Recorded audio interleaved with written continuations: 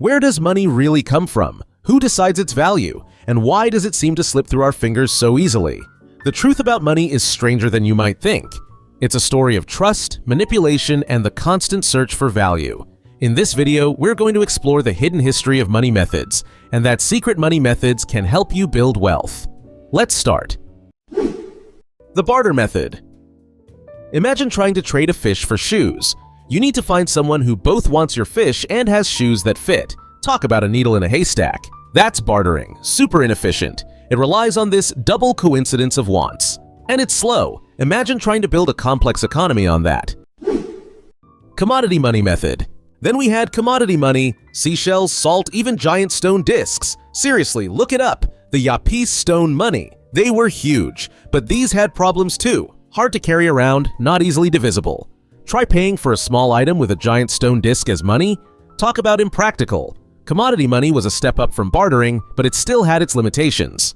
The metallic money method. Next up, coins. Gold, silver, bronze, game changers. Durable, portable, divisible. Finally, something that made sense. Governments standardized their weight and purity, which was a big step. This helped build trust in the currency. But even these weren't safe. People would shave off bits of metal. Clipping, making them worth less. Sneaky. This is why coins today have those milled edges, to make clipping harder.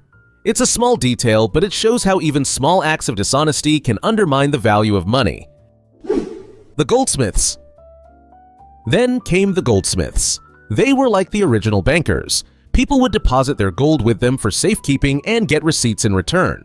These receipts started circulating as currency. Brilliant, right? But then, the Goldsmiths realized something. Most people didn't come back for their gold. So they started lending it out. Fractional reserve banking. This is how fractional reserve banking was born. It's kind of like this. You deposit $100.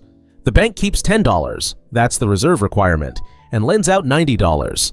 That $90 becomes someone else's deposit, and the cycle repeats. It's like a pizza being sliced and shared over and over, with each slice creating more slices. It's called the money multiplier effect. It creates more money in the economy, but it also makes the system fragile. Because banks don't actually have all the money they've created. They only have a fraction of it, the reserve requirement. The bank runs. Because what happens if everyone wants their money back at once? Boom! Bank run.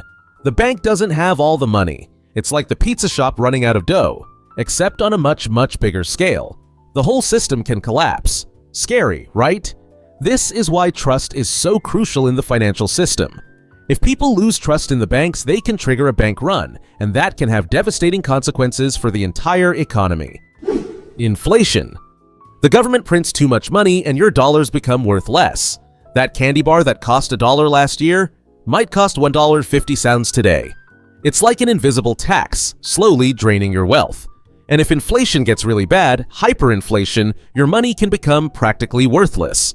Think about it. People needing wheelbarrows full of cash just to buy bread. This happened in Zimbabwe, for example. Inflation can be caused by a lot of things: increased demand, supply chain issues, or even government policies. And it can have a huge impact on people's lives, making it harder to afford basic necessities. The currency versus money.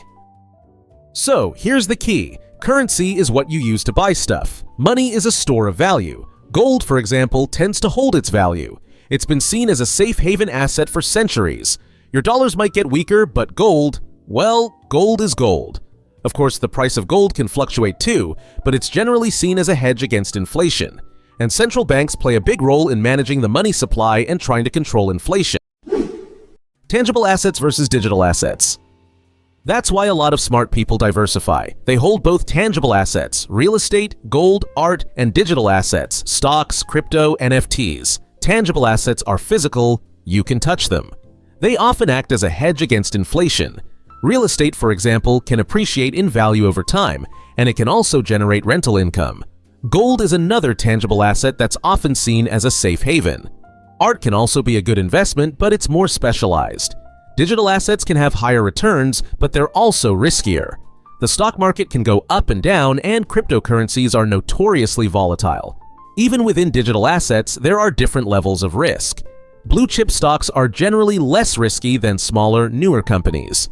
and stablecoins in the crypto world are designed to be less volatile than other cryptocurrencies. Real gold versus digital gold.